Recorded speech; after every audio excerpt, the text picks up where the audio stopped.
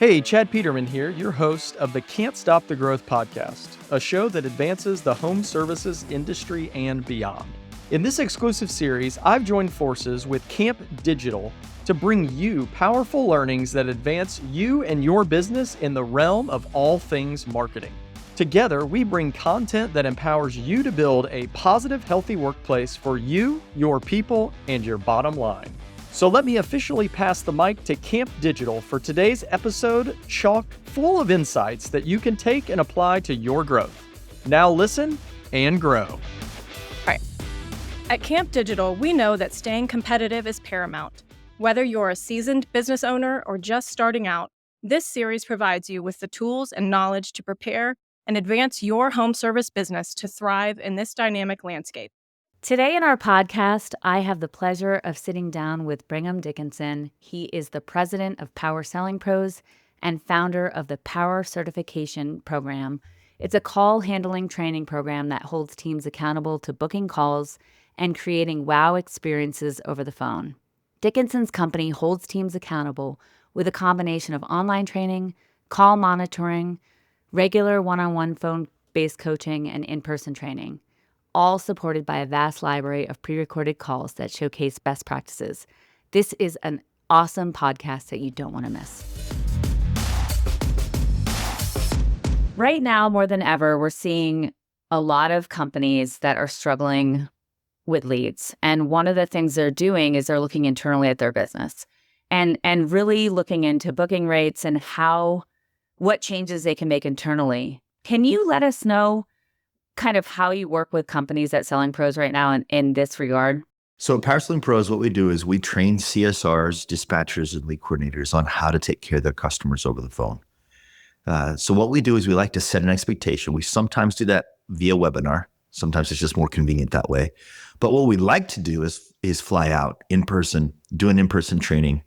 We usually do a half day in the morning and then repeat that half day in the afternoon just to get everybody trained and on the same page, while at the same time having a small group handling the phones, right? You can get everybody trained and still handle the phones if you kind of divide them up into a couple of groups. And during the summertime, we even divide them up into 3 different groups if we need to. That way we can still cover the phones, get everybody trained. Because last thing we want to do is start listening to their phone calls. And then once we get on coaching and say, hey, by the way, we've been listening to your calls. Wait, what? What's going on? Right? So we like to set that expectation first, either via webinar or in person. Once that expectation is set, what we do is we coach them one-on-one twice a month over the phone, using their own phone calls. So they get a chance, based on their own performance, to kind of self-evaluate, listen to their own phone calls. And we simply ask questions like, okay, what did you hear? Oh man, I didn't express sympathy, or I didn't listen. Because our goal there is to kind of teach our nomenclature, what we do, how we do it. We're looking for listening and caring and reassuring.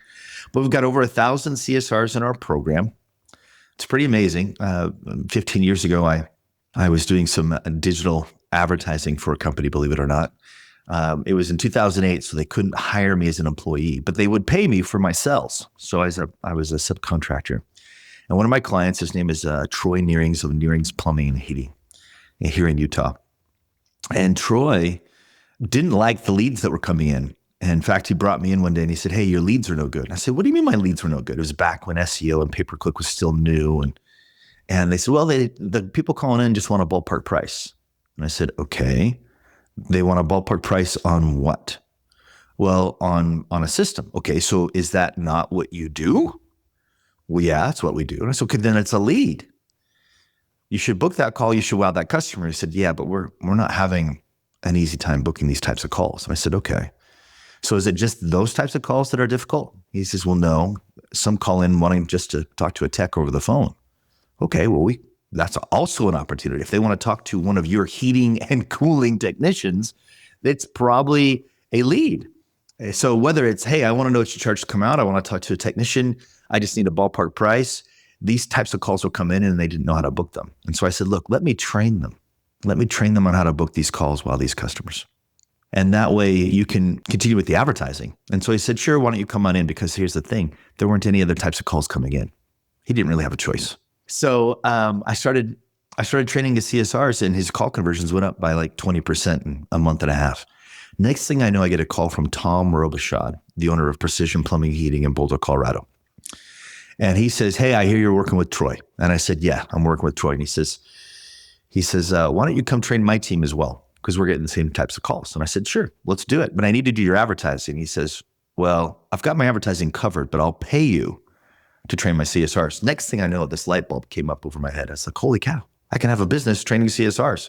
And it's funner anyway. So next thing I know, I'm training CSRs for money. It's really weird.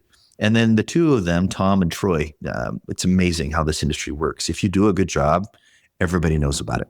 So Troy and Tom get together and they go, we've got to help Brigham out. This is an awesome thing that he's doing. And they decided to refer me to Mike Agugliero, who owned Gold Medal in East Brunswick, New Jersey at the time.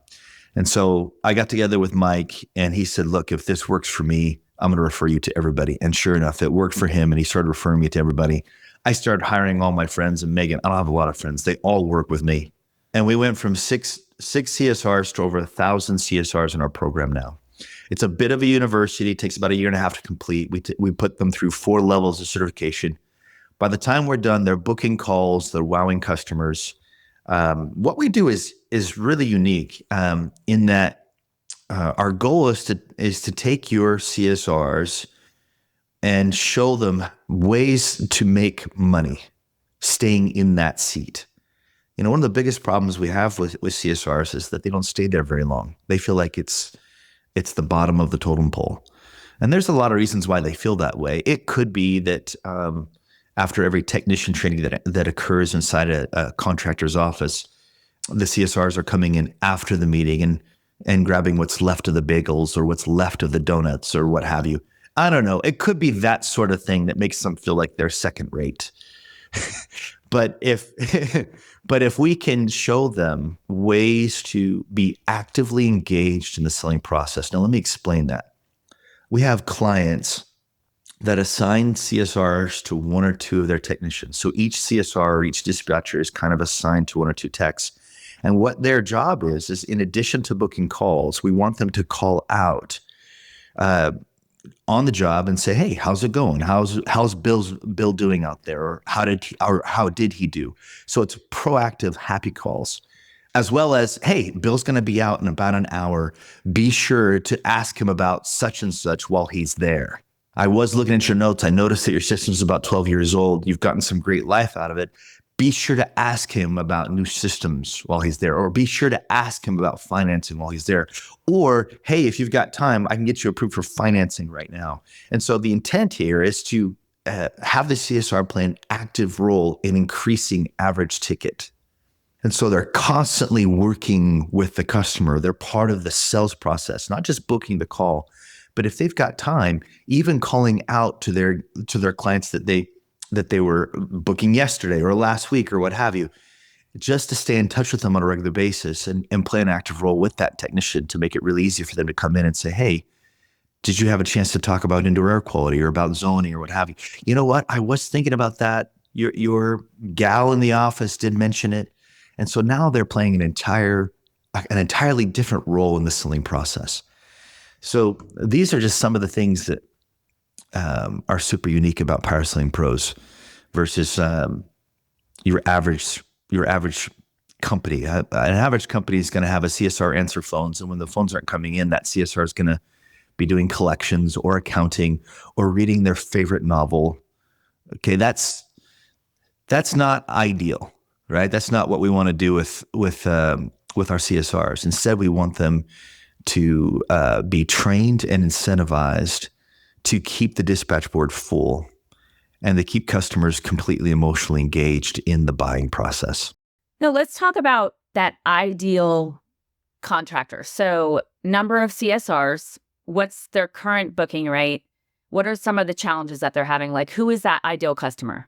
If their booking rate is good, I don't know if I'd say that they're ideal. What is good?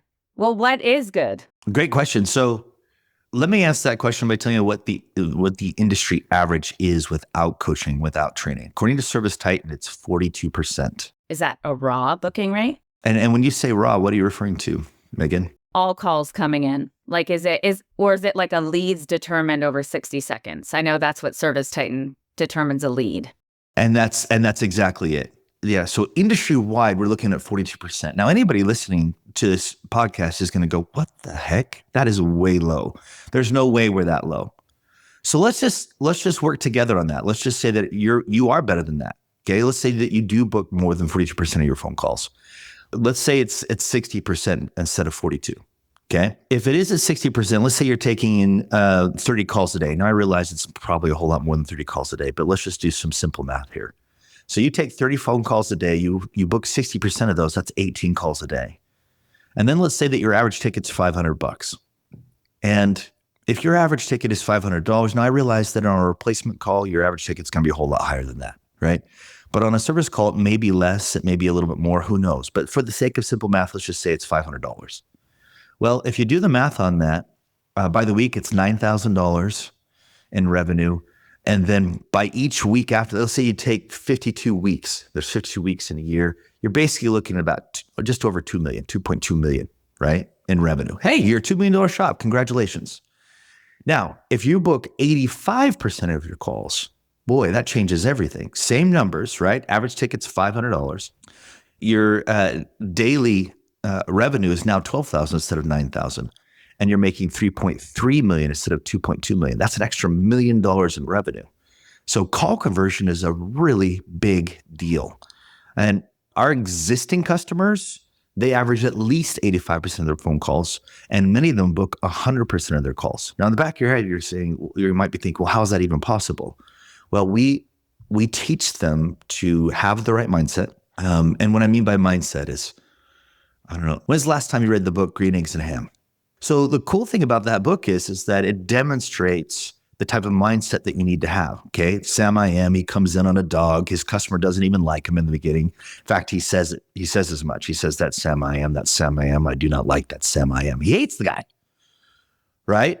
But Sam, he's good, right? He has the right mindset. He owns his process. He goes through 70 objections and 15 closes. Okay.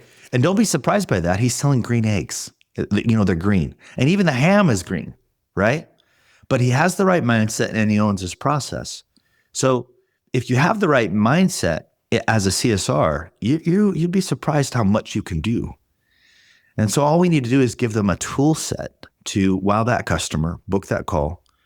And at the end, Mr. Jones, I'm looking at your notes and I noticed that you don't have a club membership. I'm wondering why not? Oh, I just haven't thought about it, or I didn't think, I wasn't sure. Well, the thing is it prevents things like this, the thing that you're dealing with right now, from happening. Now, if you want it, I can get you going on it right now. Now, once that club membership is sold, now I have a technician that's going out there at least twice a year, proactively. And so our goal is to transition the CSRs from, hey, I'm a person who answers the phones, to, no, I'm actively involved in the selling process. Right? Yes, I'm going to book that call, and booking the call is a given.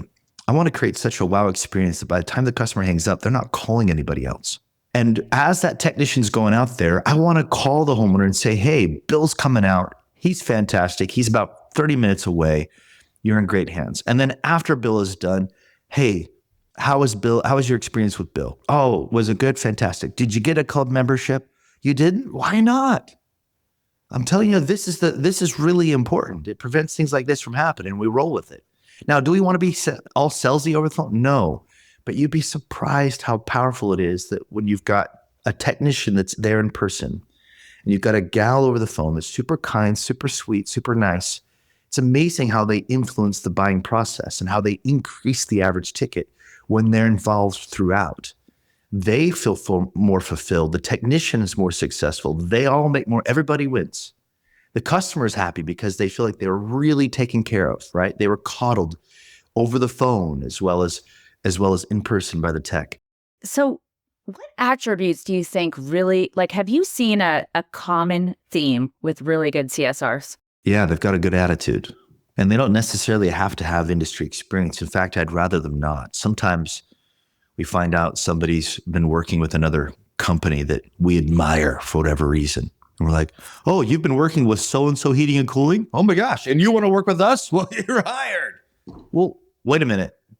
Time out. We've got to take them through the process here. If I'm interviewing for a CSR, the first thing I look for is a great attitude. And the way that I ascertain whether or not they've got a good attitude is I say, hey, let's practice right now.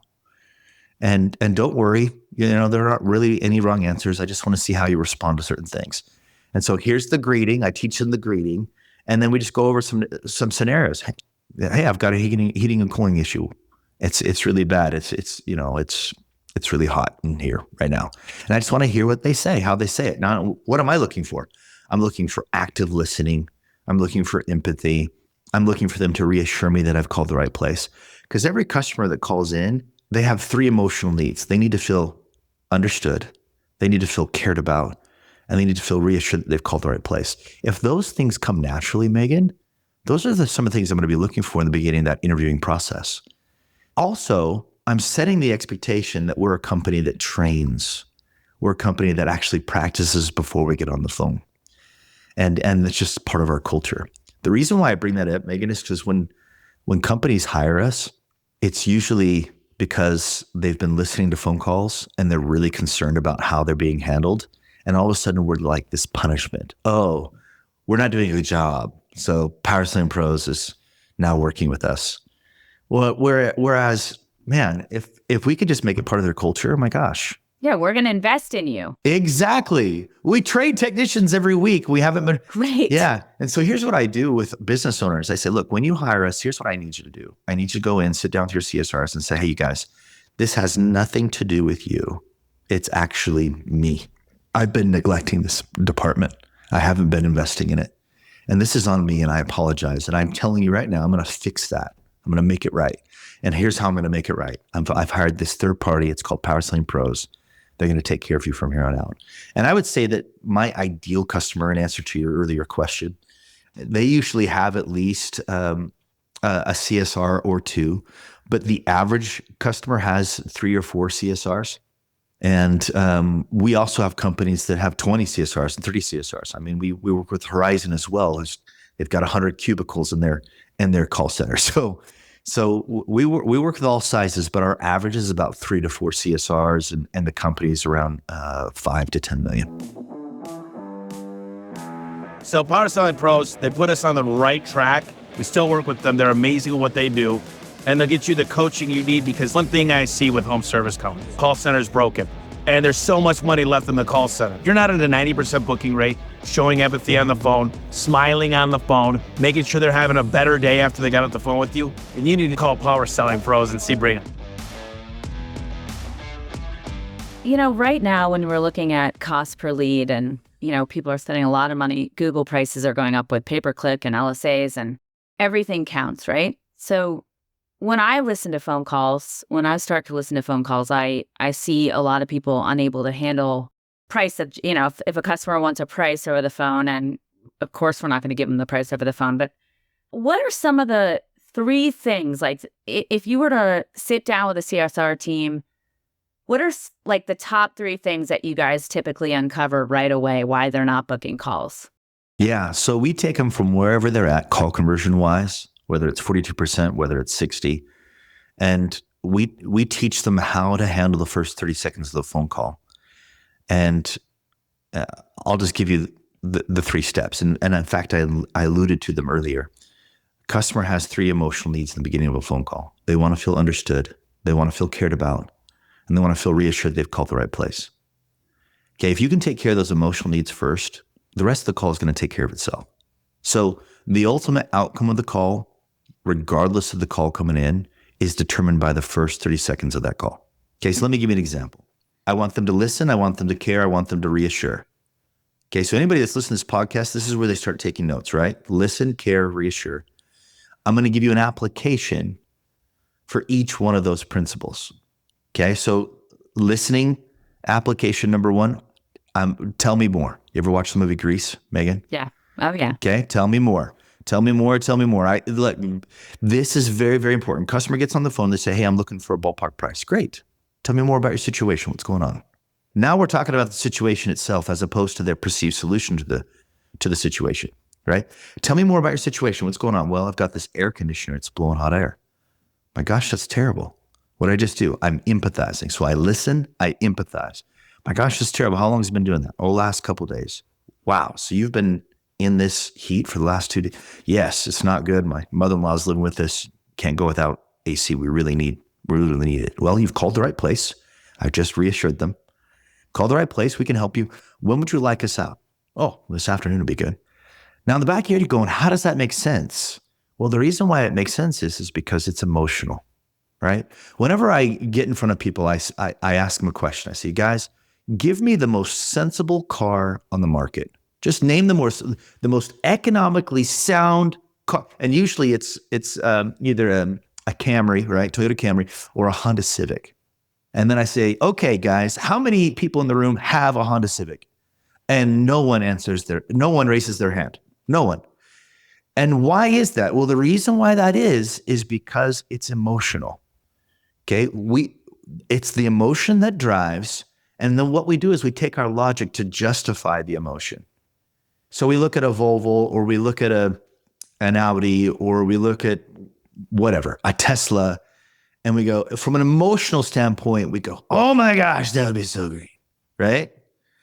And then our logic comes in. Well, it is $20,000 more, but because of X, Y, and Z, I mean, I've justified buying an Audi because it accelerates a whole lot faster, right? So I can, if I'm in an intersection and I really need to get in front of I really need to go, right? I can't have it sitting there, right? I put my foot on the gas and it doesn't go, I could get in a car accident. And that's dangerous, Megan. That's very dangerous. And so do you see how we use logic to justify the purchase? And so the same is true over the phone. At the end of the day, I want to feel like I'm being understood. I want to feel like you care about me. I want to feel like I've called the right place. And if you can take care of those emotional needs, when I get to when would you like us to come out, it's rudimentary. This afternoon to be good. I feel like I've called the right place now because you just told me, right? I feel like you understand me. Finally, somebody gets me, right?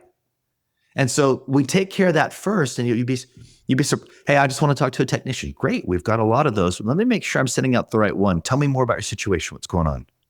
I got this air conditioner. It's blowing hot air. My gosh, it's terrible. How long has it been doing that? Well, we could totally help you with that. When would you like us out? Oh, this afternoon would be good. Now, in the back of your head, you're thinking, gosh, is it really that easy? Yes, it is. It is that easy. The intent is to connect with them on an emotional level. Funny thing how people do business with their friends. It's just a matter of getting them comfortable, feeling safe, right? If they feel comfortable, they feel safe, they're having just a little bit of fun, now they're in a buying environment. You mind if we have a little tangent? Let's have a tangent. Okay, so I also train technicians. So on day one, I train CSRs, and on day two, I do ride-alongs with the technicians. And the exciting thing about training technicians is that this new technology came out. It's called Rilla. I know Rilla. Oh man, it is exciting stuff. Basically, it records the technician's call. So funny thing, we have a team of call monitors that listen to phone calls on a regular basis. And for years, we've had companies, our clients, tell us, hey, you're such a great job with our CSRs, especially on soft skills. Would you do the same thing with techs? And so a couple of years ago, I started doing ride-alongs. And when this technology came along, it was like match made in heaven. Oh, it was amazing. And so we started training techs. And I'll tell you, on day two, when I'm working with techs, we do about an hour training in the morning before I do ride-alongs. And that's how we start the process, right? That's our initial training for them. But I asked them a question, and you got to make sure you know your audience when you ask this question. You wouldn't ask this to a bunch of CSRs, but to technicians, it's a perfect question. Okay, you ready? So guys, how do you get kissed on the first date? Now, you'd be surprised. It doesn't matter how early it is, right? They don't need coffee anymore, right? They're sitting up in their chair. They're paying attention. They've got their pencil out ready to take notes. And even if they're married, it doesn't matter because you know that they haven't been kissed in weeks, right? And so I tell them, look, you've got to create an environment of safety because guess what? If they don't feel safe, if your date doesn't feel safe, you're not going to get kissed, okay? If they don't feel comfortable, guess what?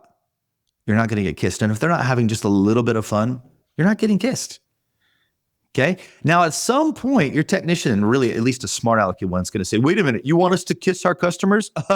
No, I don't. But I do want you to create an environment of safety, comfort, and fun inside the customer's home. Because in that environment, you have the opportunity to become curious about what's going on inside the customer's, not just what you were called out to do, but everything that's going on inside the customer's home. And then with that curiosity, you can uncover things that need to be fixed, and you can provide options for fixing or replacing all those things that you found. And then you just simply get to yes or no.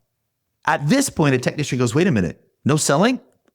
Did I say anything about selling? Did you say anything? Nobody said anything about selling. All we're talking about here is creating an environment of safety, comfort, and fun. And in that environment, we're going to get curious about what's going on inside a customer's home, provide options, and get to yes or no. And that's it. That's all I want you to do. And then I go out there on ride-alongs and show them how to do it. Now with Rilla, I have the ability to monitor those calls. My team has the ability to monitor those calls, and that's what we're looking for. We're looking for an environment of safety, comfort, fun, lots of curiosity, providing options, and getting to yes or no. You'd be amazed what happens. Yeah. I love it. Let's talk about text messaging. We're at a time where a lot of companies are starting to interact with their client base and customers through text message. And I just wanted your thoughts on that, on over the phone versus text message. What kind of mix do you like? Or do you even like text messaging? I'm seeing more and more texts coming in, and it's great. I mean, there is a group of customers that like to communicate that way. They don't like to communicate over the phone. And you'd be surprised that, yes, I realize that they want to be to the point, but you can still say things like, oh, well, that's not good. That's 3 words. That's not good. You can have it ready to rock, copy it and paste it in there. In fact, there's even AI that can do it, right? So what's going on? Well, it's this. Oh, well, we can help you with that. I can help. 3 words again, right? So again, our goal is to connect with them on an emotional level as quickly as we can via text. Now we have a night answering service called Booked by PSP.com is where you can go to find it. But it's probably the only night answering service that has a 90% booking ratio. And it's because they're trained and held accountable by Power Selling Pros. But the reason why I bring them up is because they not only answer phones, but they also answer text messaging as well. And we found that yes, we can book it via text, but there are some times where that text turns into a phone call. If they have more questions or they're not sure about whether or not they want to book, it's really easy to transition them into a phone call. And then from a phone call, you can build more of a relationship. You can build value, present the dispatch fee, and then get a technician out there. That's great. Let's talk about a company that is smaller, so under $1 million, and they might not be ready for Power Selling Pros. I noticed on your website, you guys have a monthly kind of training program that you can sign up for, or a resource center. What other resources would you recommend to these companies to kind of improve booking rates? Okay, so for those smaller companies, the first thing I'd want to do is get the business owner off the phone. The reason why I'd want to get the business owner off the phone is because they have a tendency to cherry pick their calls.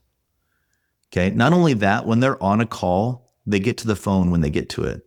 And if they're on that phone, they're in the middle of a crawl space and there's things going on, there's commotion. They're not totally focused and engaged with that customer because they're working on a system, right? And just get somebody to answer your phones. If you can't afford somebody full-time, have a third party answer those phone calls for you. Booked by PSP is a good example. This is the reason why we started doing that. We wanted to get business owners off their phones. And then, look, your goal as a business owner is to slowly take those in-business responsibilities off your plate so you can begin to work on your business. I mean, do you want to do that forever? Right now, you've got a job, right? You've got a job. Is that the reason why you started your own business? Because if that's the reason why you started your own business, you might as well work for somebody else because at least you can go home at night, right? You can actually disconnect each day. If you do want to grow your business, we need to start taking some of those responsibilities off of you. Now, answering phones, have a third party do that. Slowly but surely, we want to have technicians that come on board so that they start doing that. And then you focus in on working on the business as opposed to in it. That would be the goal for those smaller, under $1 million business owners. What other advice would, I can't leave this interview without asking this one question. How do you handle the price objection over the phone? I still hear it all the time. I just want a price. Can you just give me a price for that? Yeah. So I'm going to give you a plan A, a plan B, and a plan C. Are you ready? Okay. I'm ready. Okay. So plan A is we want to listen, care, and reassure, right? So I'm looking for a ballpark price. Okay, great. Tell me more about your situation. What's going on? Well, I've got this air conditioner and it's blowing hot air. All right. How long has it been doing that? Last couple of days. Okay. So that's not good. No, it's not good at all. Well, look, we can totally help. When would you like us out? Well, this afternoon would be good, but before I have anybody come out, I really want to get an idea as to how much it would cost, right? They push back at it. So I've just exhausted plan A. So plan A is listen, care, reassure. The reason why this is important is because I want them to like me. If they don't like me, they're not going to have the patience to continue to talk to me. So it's funny how people become more amenable, they become more flexible, they become easier to deal with if they like you. Okay? So you've got to do that first. Listening, caring, reassuring is pivotal. If plan A doesn't work and they say, really, I just want to get an idea. Can you just give me a price? I've been calling around, just figuring out what it's going to cost me. It's a great question. Here's what we do. What we do is we send out our comfort advisor. He comes out, he takes a look at the situation. He makes sure that he has the right system size, and he gives you that price that you're looking for while he's there. Now, it's a free consultation. When would you like us out? Okay, so I've just presented plan B. All right, so let's say at plan B, they go, Brigham, you're really nice. And I appreciate where you're coming from. I really do. But I really would just like to get a price. Okay, totally. Let me ask you something, Megan. How long have you been at this? I've been at this for a couple of days now. Okay, and I'm willing to bet that there's some that have given you a price over the phone and some that don't. Yes. Okay. And I know that you want to just be done, but the fact of the matter is this is actually going to take longer. Because if I give you a price over the phone and then we come out and that comfort advisor gives you a different price, are you going to be okay with that? No, you're not. You're not going to be okay with that. So I want this to be as painless a process as you. Let us come out. Let us take a look at the situation. Let us do a heat load calculation. Let us make sure this is the right system size. And I promise you, we're going to be totally fair. We're going to give you all of your options. And then you decide which way you want to go. When would you like us out? Okay, so that's your plan C with that type of customer. It's amazing, but it's amazing how many CSRs go right to, well, we don't give prices over the phone. There's no rapport, there's no trust built, and then that just shuts off the conversation and that lead's gone. So I know one sure way to fix it, and that is involve them in the selling process. Tell them that we're going to pay them based on the average ticket. So they get a base plus a commission on the average ticket. And there's ways to do that. If you've got Service Titan, there's ways to track it. If you've got another platform, we just got to find another way to track it. But the intent is to just take a look at their average ticket. Let the technician get a piece of the commission of what they sell. Let a CSR get a piece of the commission of what is sold. And make sure that CSR is doing a regular happy call before the technician comes out, after the technician comes out, actively saying, hey, when your technician's there, ask about this, ask about that, so on and so forth. You can get them to the point where you can see if they qualify for financing right over the phone. And if they're doing all of that, why not pay them? Let me give you an example. So I do a lot of technician ride-alongs. I use my phone in front of the customer as often as possible. And the reason why I use my phone is I put the CSR on speaker and I have her sweet, kind, and nice voice. It's an amazing thing. I've got to smile. I've got to crack jokes. I've got to do some things to get the customer to like me. But that CSR comes on with her sweet, kind voice, and she doesn't have to do jack, right? The customer just loves her right from the get-go.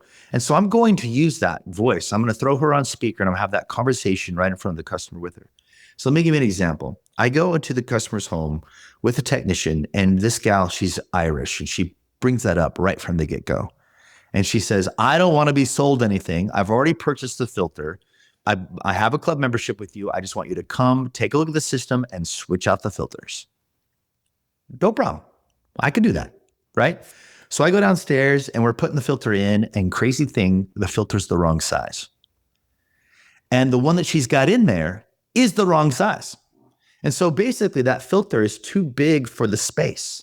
And so half the filter is squashed down and it's not working. So forced air is coming through. Now, when I was going downstairs, she said something very interesting. She said, It's always cold in the house. It's a new system that you guys installed a year ago, and it's always cold in the house, right? In her Irish accent, it was so great. I'm not going to try and duplicate it, but imagine it, okay? So I go down there, I find out that the filter's the wrong size, and that's probably why she's feeling cold all the time, because that air is being forced through that small part of the filter. So I bring the filter back upstairs, and I say, ma'am, here's what's going on. And I push the filter down kind of like this. And I say, how do you get air through that filter? You don't. It's only going through half of it. And she's going, oh my gosh. Well, why do I have that size filter? And I said, I don't know why you have that size filter, but you need a different size filter. And she's like, well, I'm going to have to reorder everything. I'm going to have to, it's so frustrating. You know what? Let us order the right filter size. And she says, but I don't want to have to pay for you guys to come back out, so on and so forth. And I said, look, here's what we're going to do. I said, I noticed that your water heater is 12 years old. Now, we also switch out water heaters. She's like, I don't need a new water heater. And I'm like, well, I'm with you. But if we have a guy that comes out to give you a price on a new water heater, then that is a free visit. So he can come out with the right size filter and you don't have to pay a thing. And she's like, oh, well, I guess that makes sense.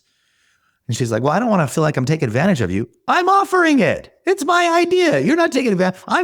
If it's my idea, you're not taking advantage, are you? And she's like, no, not at all. Okay, so let me get my CSR on the phone and we'll schedule this free visit from our technician tomorrow who will bring the right filter with the right size, okay? So I get her on the phone and she's super sweet, super kind, super nice. She does everything she's supposed to do. And at the end of the phone call, the customer says, and by the way, when he comes out, tell him I'm interested in a tankless water heater. I'm interested in a tankless water heater. This is a CSR that is engaged in the selling process. You want to engage the CSR in the selling process, and you want to train and incentivize them to be a part of that process. I could actually talk to you for a very long time because I have so many more questions, but our time is coming up, so I might have to do a part 2 another time, Brigham. Sounds good to me. Let our listeners know how they can find out more information about your business. Yeah, so just go to powersellingpros.com. Power, P-O-W-E-R, selling, S-E-L-L-I-N-G, pros, P-R-O-S.com. And there's a link there. Just click on a demo. It's a free demo. And we'll talk to you about what your needs are and see if there's a fit. Most of the time, we're training CSRs, and there are some times where it makes sense for me to come out and work with techs as well, and would love to do that. Well, thank you so much. It's been a great conversation. My pleasure. Yes, thank you. Thanks for tuning in. If you'd like to get connected, you can find me at chadmpeterman.com. To see what our team's up to, you can visit petermanbros.com. As always, keep growing out there.